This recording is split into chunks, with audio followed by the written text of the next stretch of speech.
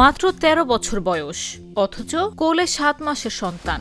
সামাজিক যোগাযোগ মাধ্যমে ভাইরাল হওয়া একটি ভিডিও ঘিরে দেশ জুড়ে তৈরি হয়েছে তীব্র আলোচনা। প্রশ্ন উঠেছে, এত অল্প বয়সে কিভাবে এক কিশোরী মা হলো? আর পুরো ঘটনাটি আইন ও মানবিক দৃষ্টিকোণ থেকে কি বলছে?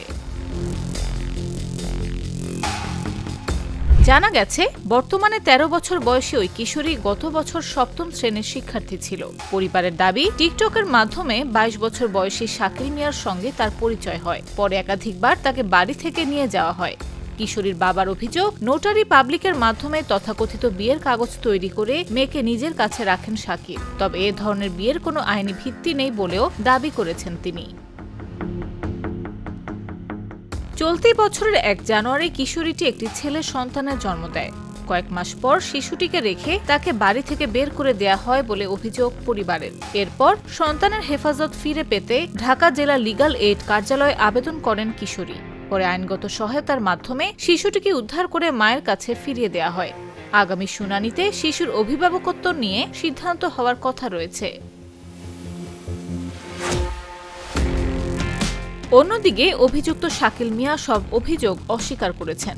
তার দাবি, বিয়ের সময় কিশোরীর বয়স ২০ বছর উল্লেখ ছিল জন্ম নিবন্ধন ও কাবিননামায়। তিনি আরও দাবি করেন, মেয়েটি স্বেচ্ছায় তার সঙ্গে গিয়েছিল এবং পরবর্তীতে নিজেই সন্তান রেখে বাবার বাড়িতে চলে যায়। শিশুর অভিভাবকত্ব চেয়ে তিনি ইতোমধ্যে পারিবারিক আদালতে মামলাও করেছেন। এই ঘটনায় নতুন করে সামনে এসেছে নোটারি পাবলিকের মাধ্যমে বিয়ের বৈধতা নিয়েও প্রশ্ন। আইনজীবীদের ভাষ্য, বাংলাদেশে নোটারি এফিডেভিট করে বিয়ের কোনো আইনি স্বীকৃতি নেই।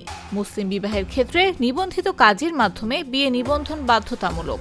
এছাড়া মেয়েদের বিয়ের ন্যূনতম বয়স ১৮ এবং ছেলেদের ২১ বছর। এর নিচে কোনো বিয়ে বৈধ নয়। আইন বিশেষজ্ঞরা আরও বলছেন, সংশোধিত নারী ও শিশু নির্যাতন দমন আইন অনুযায়ী ১৬ বছরের কম বয়সী কোনো শিশুর সঙ্গে যৌন সম্পর্ক সম্মতি থাকুক বা না থাকুক আইনের দৃষ্টিতে ধর্ষণ হিসেবে গণ্য হবে।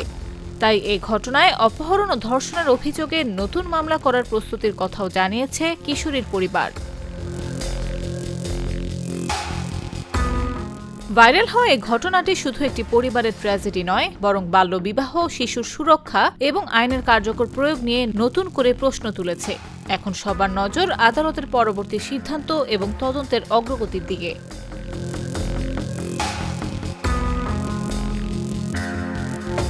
নিউজ ডেস্ক, জাগো নিউজ।